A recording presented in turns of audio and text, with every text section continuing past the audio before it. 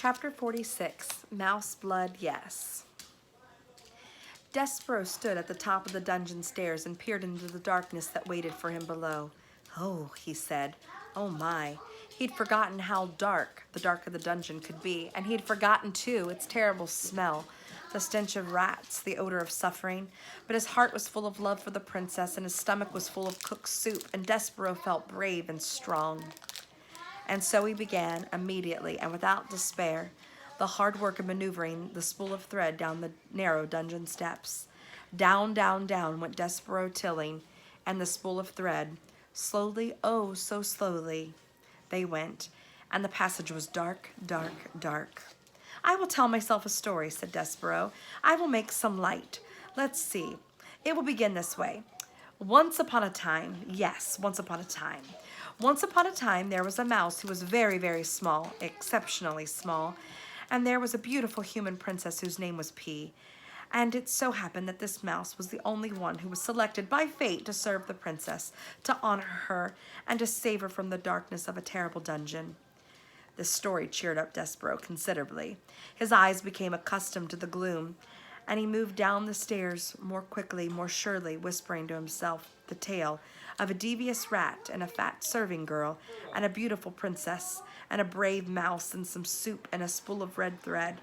It was a story, in fact, very similar to the one you're reading right now, and the telling of it gave Desperaux strength.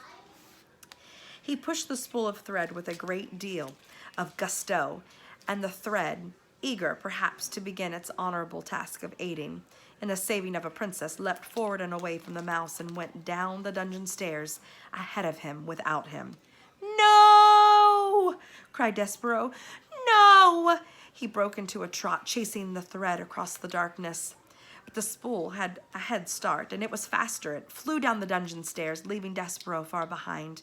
And when it came to the end of the stairs, it rolled and it rolled until finally, lazily, it came to a stop right at the gnarled paw of a rat. "What have we here?" said the one-eared rat to the spool of thread. "I will tell you what we have," said Botticelli Rimorso, answering his own question. "We have red thread. How delightful! Red thread means one thing to a rat." He put his nose up in the air. He sniffed. He sniffed again. "I smell. Could it be? Yes, most definitely it is. Soup! How strange!" He sniffed some more. "And I smell tears. Human tears. Delightful. And I also detect the smell." He put his nose high into the air and took a big whiff. "Oil and flour. Oh my, what a cornucopia of scents. But below it all, what do I smell? The blood of a mouse. Unmistakably mouse blood, yes. Ha! Exactly. Mouse." Botticelli looked down at the spool of thread and smiled. He gave it a gentle push with one paw. "Red thread. Yes, exactly. Just when you think that life in the dungeon cannot get any better, a mouse arrives." And that takes us to chapter 47, called No Choice.